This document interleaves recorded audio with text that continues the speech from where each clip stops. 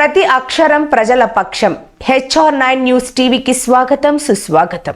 కడప జిల్లా గోపవరం మండలం బ్రాహ్మణపల్లి అటవీ ప్రాంతంలో ఆ మహాశివుడు మల్లెం కొండేశ్వర వేడుకలు మహాశివరాత్రి రోజున అంగరంగ వైభవంగా జరుగుతాయి.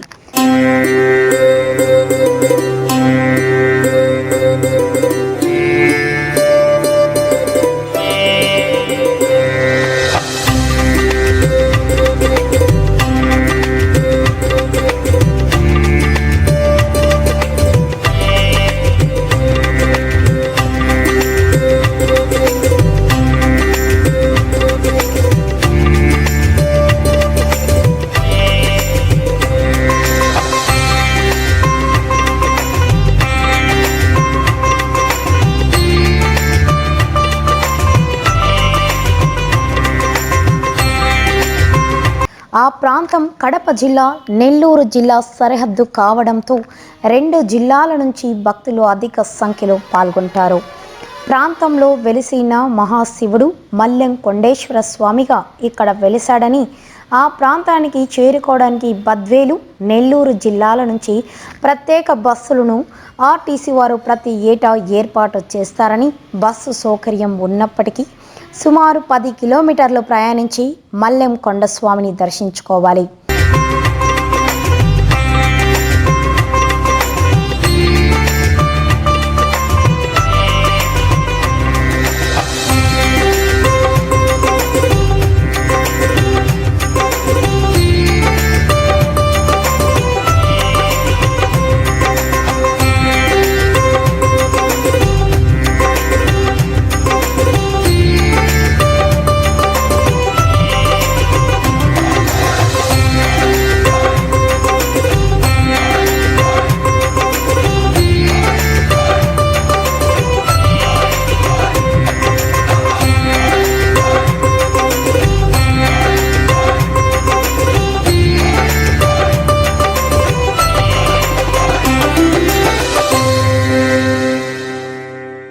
అది దట్టమైన అడవి ప్రాంతం. పక్షులు కిలకిల రావాలు, జలపాతాలు, గలగల ధ్వనులు, ఆ అరణ్యంలోని చెట్లు, పుట్ట, గుట్ట అన్నీ శివనామ స్మరణ చేస్తున్నట్టుగా భావం కలుగుతుంది. అణువున ఆ మహాశివుడి దివ్య స్వరూపంగానే దర్శనమిస్తుంది.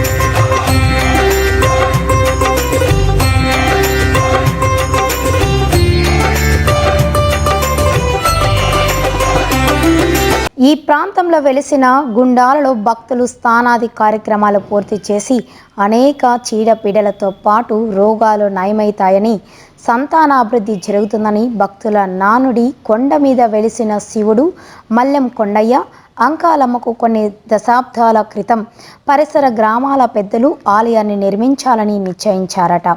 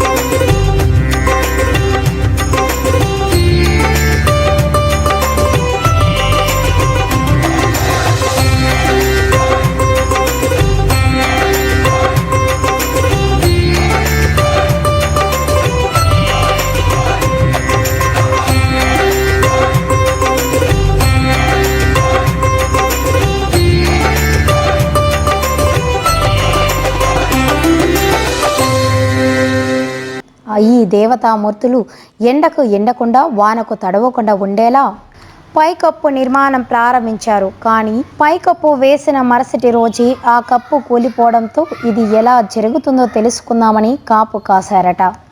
అర్ధరాత్రప్పుడు ఓ యువకుడు గుర్రం మీద స్వారీ చేస్తూ వచ్చి ఆ కప్పును కూల్చేయడం కనిపించింది.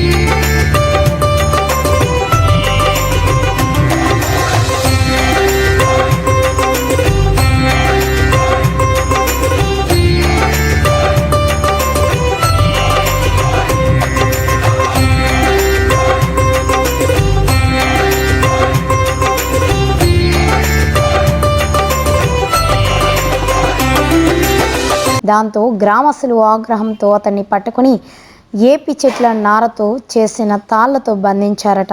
తాను మల్లెం కొండేశ్వరునని, తనకు కానీ ఇక్కడున్న శివునికి కానీ ఆలయానికి పైకప్పు వెయ్యరాదని చెప్పాడట. అంతేకాకుండా తనను కట్టివేయడానికి సహకరించిన ఏపి చెట్లు ఈ అడవుల్లో కనిపించకూడదని శపించారట.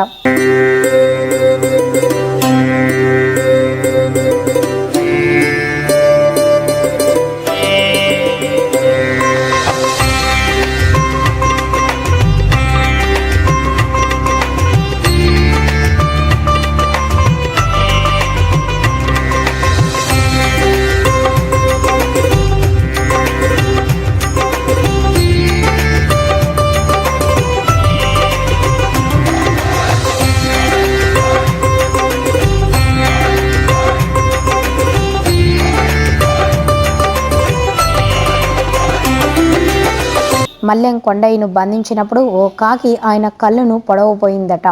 దాంతో ఆ అరణ్యంలో కాకి కానరాకూడదని శపించారట. అలాగే ఒక గిరిజన భక్తుడు తన గోవులను మేపుకోవడానికి అడవికి వచ్చేవాడట.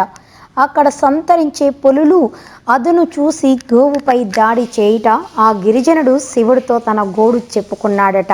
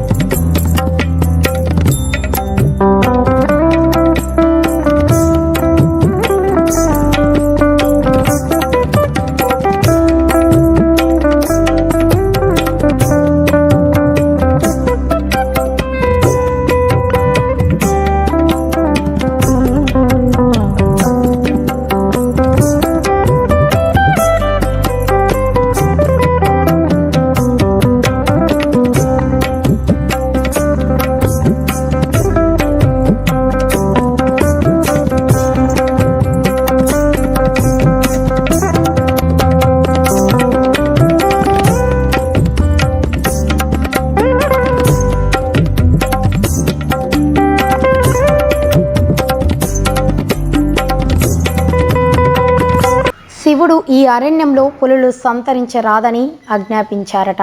అందుకే ఈ అరణ్యంలో నేటికి పులి కనిపించదు. అటవీ ప్రాంతంలో కొండ కోనలు దాటుకుంటూ వెళ్ళాలి. కాలినడకన తప్ప మరో మార్గం లేదు. దాంతో సంవత్సరంలో ఒక్క శివరాత్రి రోజే భక్తులు ఈ ఆలయానికి వెళ్ళేవారట. దశాబ్దం క్రితం సుబ్బరాజు అనే భక్తుడు ఆలయ జీవనోద్ధరణతో పాటు అక్కడ వసతి, తాగునీరు, సోలార్ లైట్లు, వంట సామాగ్రి ఏర్పాటు చేయడంతో భక్తులు ప్రతి వారం వెళ్తున్నారు.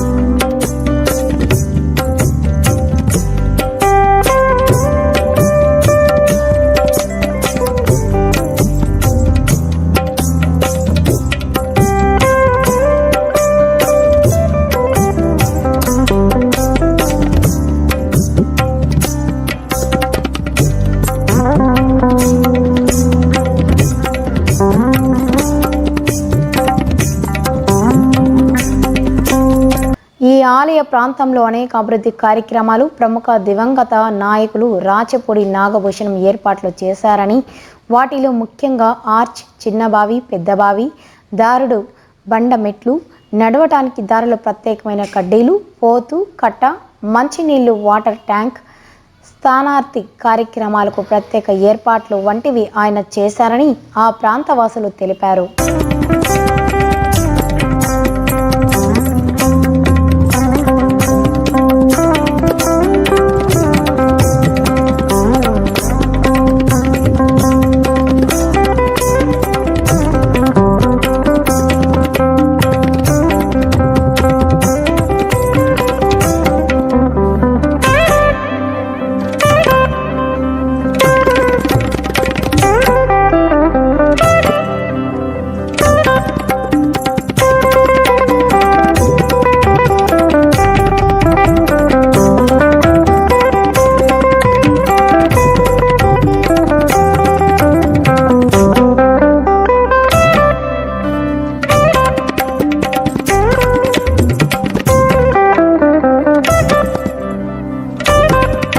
ప్రస్తుతం రాబో మహాశివరాత్రి సందర్భంగా దేవాదాయ శాఖ అధికారులు మరియు నూతన ఆలయ చైర్మన్ మల్లెం కొండయ్య ఆధ్వర్యంలో మల్లెం కొండేశ్వర స్వామి ఉత్సవాలకు సంస్థ పూర్తి చేసినట్లుగా వారు తెలిపారు.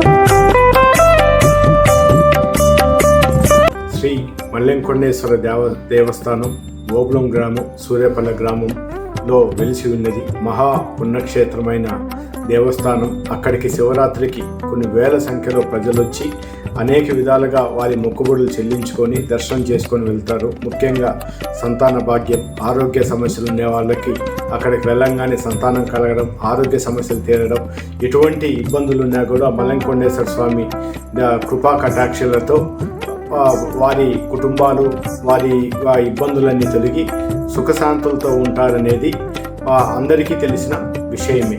ముఖ్యంగా మల్లెంకొండ దేవస్థానం అభివృద్ధిలో అనేక మంది పెద్దలు, అనేక మంది గ్రామాలు అనేక రకాలుగా అభివృద్ధి చేస్తున్నారు గతం నుంచి.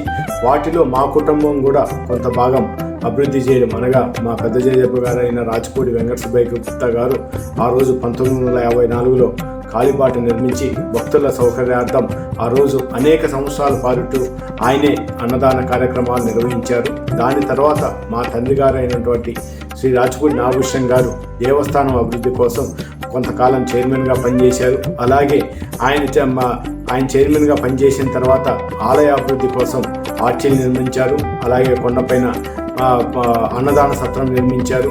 పోతురాజు గుడి కూడా నిర్మాణం చేశారు.